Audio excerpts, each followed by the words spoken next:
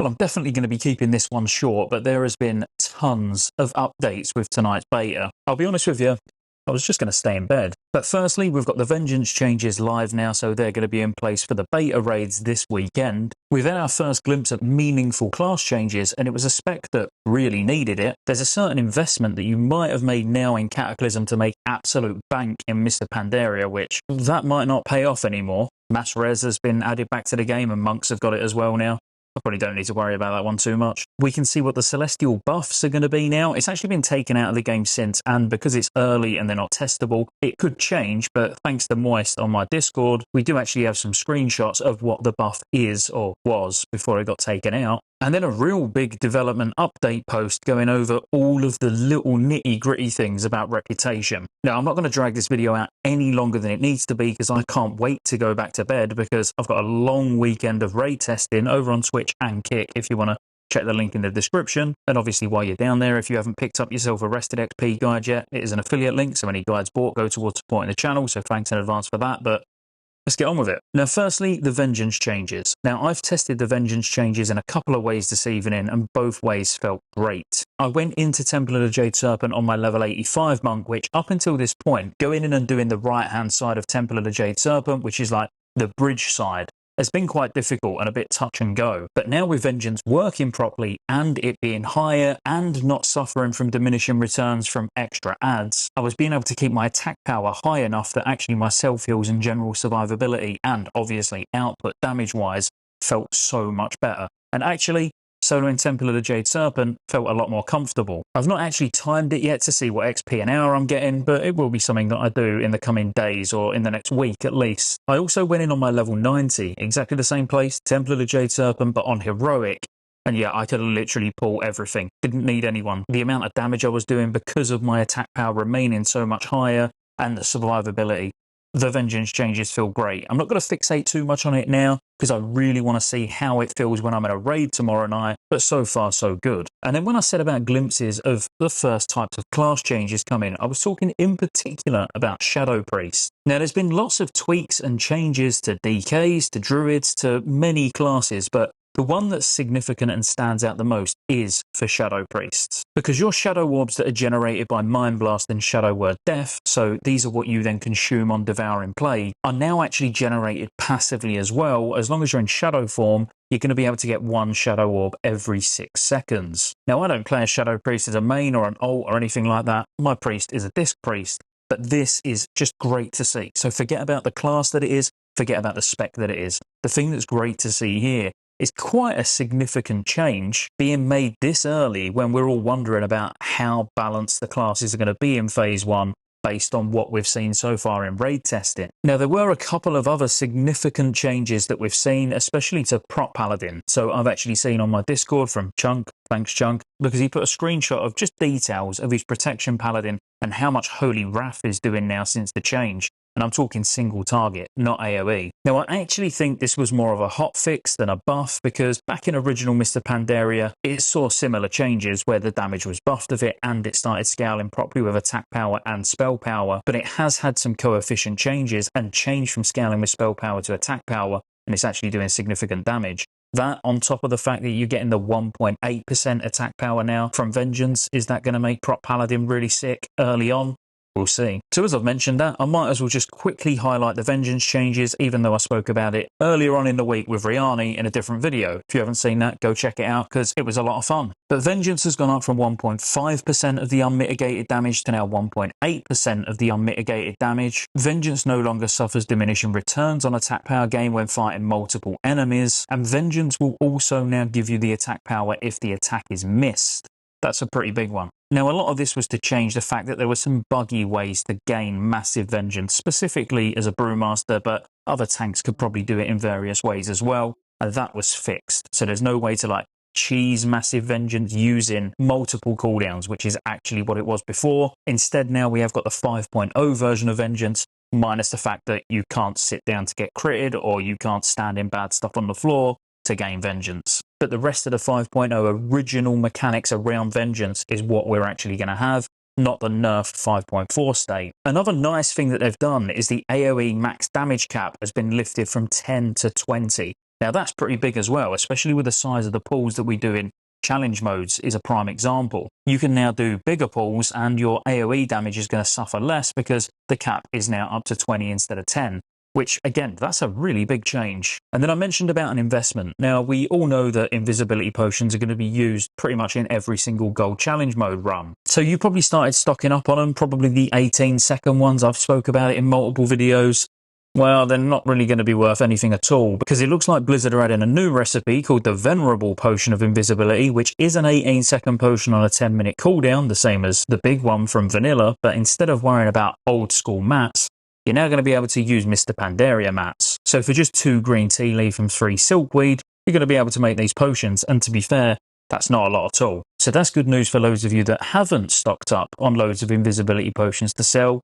Not so good news for the rest. Before we get onto the big one, which is the reputation changes and some cooking changes as well, which is quite big, I want to just touch on the Celestial Dungeons and what we know so far. So the Celestial Dungeons look like they're going to be the same as the Twilight Dungeons. They're going to be dropping a currency, which are called August Stone Fragments, which we can only assume we're going to be using to buy LFR gear with, and it probably won't open until the same time as Heart of Fear and Terrace of Endless Springs, or possibly even after. But that is just me guessing. Obviously, there's no confirmation on anything at the moment. What we have seen, though, is the blessing that you get depending on what Celestial you align with. So you've got Blessing of Nizuel, which increases your stamina by 15%, your strength, agility, and intellect are also increased by 15%, and then Dodge, Parry, and Block increases your stamina by 5% and your strength, agility, and intellect by 3%. This effect lasts 15 seconds and can stack 20 times. So obviously, this is your tank blessing. And then Blessing of Yulon will be more for the casters, where it increases intellect and stamina, and then basically damaging spells and abilities have got a chance of putting a dot on the target, which also increases the amount of magic damage they take. It's got a 5-second cooldown but can stack 10 times. Blessing of Zuen is for the melee, so it increases strength and agility, or obviously you could say hunters as well. And then direct attacks cause lightning to do nature damage, and it can jump to nearby enemies as well, but this has got a 3-second cooldown as well. And then for the healers, it increases your intellect and stamina, and your healing spells and abilities have a chance to increase the movement speed of the person you heal by 50%,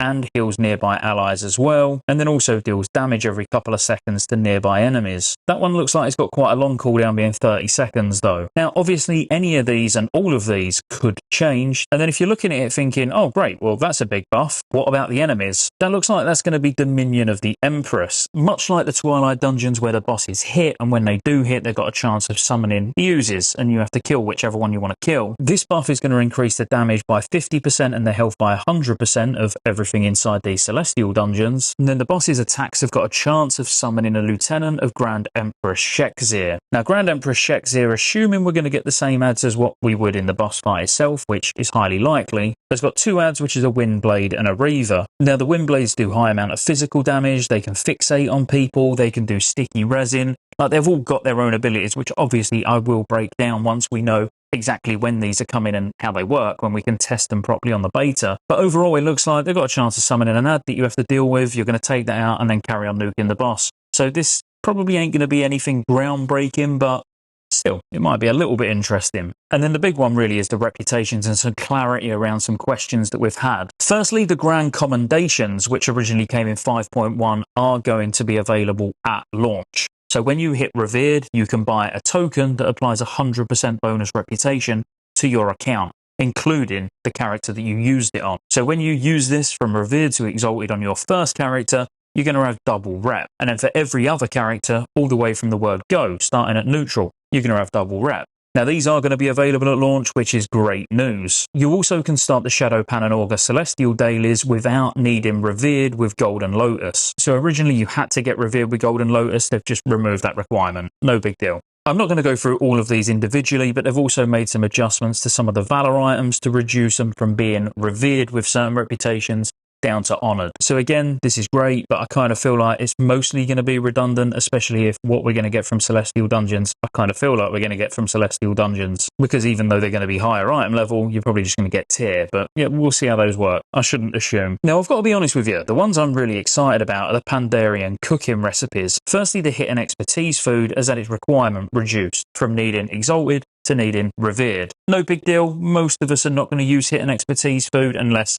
obviously you have to. Getting your primary stat is normally going to be more beneficial, which to be fair, I shouldn't downplay, because even getting hit and expertise capped as a Brewmaster monk in like full 463 gear. It's pretty difficult. Now, the great thing here is all cooking recipes that created 5 items per craft will now create 10. This includes banquets and the highest tier of stat food. Now, if you don't know, one of the most annoying things for most people is actually keeping up to date with having enough food for raids, because it is very grindy. So the fact that you now get double for the same amount of materials, you will not understand how big of a change this is until we get into Mr. Pandaria and you're still complaining about how long it's taking you to get all of your food ready for a raid. Because even with it being 10, it's probably still going to feel too long for some people, but honestly, really positive change. Now, they've actually made the Claxi easier to be able to farm, and I don't mean just doing dailies, I mean the repeatable reputation quest where you had to hand in 20 Dread Amber shards, now it's only 5. Now, I want to make it perfectly clear, firstly, that this isn't a new change. This is something that they actually done back in the day, but they're actually just implementing this from launch rather than it coming in at a later date, which it would have made no sense it coming in at a later date anyway. But the interesting thing they're doing is they're disabling this quest until after the reset of the raids. And they've also made it so farming Golden Lotus rep just from killing mobs in Vale of Eternal Blossoms no longer gives rep either. Now, I've got to be honest, whilst most people would have been planning to get the reputation ring and neck before they go into the raids, for those of us that are going to be raiding on multiple characters, this is a big weight lifted. It's like, oh great, well, we haven't got to waste time worrying about these two until after the raids open, and by then, you're probably going to get something better from the raid anyway. So while this may change people's approach to that first week of getting ready before the raids open, I don't actually see this as a bad thing, because the Dread Amber shards that you need for the Claxi rep you can still farm, you're just not going to be able to hand them in as a repeatable quest until after the raids have had their first reset. Not too bad. We knew the Zandalari Warbringers weren't going to be available in the first phase, but they've just clarified it here anyway. But they have added another bind on account book, which is pretty cool. It's for 800 gold once you're exalted with the Order of the Cloud Serpent, which is the reputation that you need to get exalted with to be able to fly Cloud Serpents, excluding the MoP Digital Deluxe Edition thing, because you can fly that without it. But that does mean you only need to do Order of the Cloud Serpent on one character, then you can buy the Tomb, or Tome, whatever you want to call it, send it to alts and be able to use them anyway. There is some clarification as well around ancient Gulai caches. Now, these are not going to drop Scrolls of Wisdom, dual crafting patterns, Imperial Cloth, Relics of the Thunder King, or Relics of the Gulai, which are reputation items, until after the weekly reset, after the first week of raiding. Now, this is because it's very RNG. It's a very RNG way of gaining reputation. It's a very RNG way of gaining Scrolls of Wisdom, which are ultimately going to affect how easy it is for you to get pre-raid bis, or, you know, be able to make your inscription staff, for example, and go into the raid with a 476 weapon. So I think they are trying to limit the amount of gear that we can get, or the amount of gear some people can get, and keep it kind of an even playing field, if you know what I mean. So you're not going to be punished by not being able to grind in Vale of Eternal Blossoms for 20 hours a day. It seems like they're trying to hold off on those things where people who do spend 20 hours a day just grinding in either Dread Wastes or, as I say, in Vale of Eternal Blossoms, they're sort of just putting it on pause until after the first reset, which I think is a pretty good idea. Up until that first reset of raiding's gone though, they'll still contain gold and lesser charms of good fortune, so there is that at least. But when they're talking about lesser charms of good fortune, I would have liked them to have come up with a system, or have at least started talking about a system to make those account wide. Geordie actually raised this on the Countdown to Classic podcast that I was on, and I'm going to be talking about that in another video actually that comes out, well, it depends when I actually get this one out, but in the next day or so. And I do think we should be able to farm the lesser charms of good fortune on our main character, you know, the character that we really enjoy playing, and then be able to send them over to our alts. However they do it, whether they was just account wide as in shared, which might be a bit difficult, or they added an item that you could buy that's bind on account to be able to then send to redeem on another character for 50 charms, whatever. But being able to get your bonus rolls on your alts without having to physically go out and do dailies or grind on your alts would be really good. So Blizz, next thing, maybe? And quite honestly, as of this moment in time, that's it. And I say that's it. That was pretty extensive. There's a lot of things that have gone on in the beta this week. And as I say, from tomorrow until Sunday, I'm pretty much going to be streaming the whole time and raiding. And every minute I'm not raiding, we'll be diving into some of this stuff and seeing what else we can find. But yeah, if you enjoyed the video, as always, be sure to like and subscribe. Sorry there's no flashy background with all nice lighting and all of that. I'm just sat in the kitchen at, what is it, 1 AM. And I've still got to edit this yet. I better go.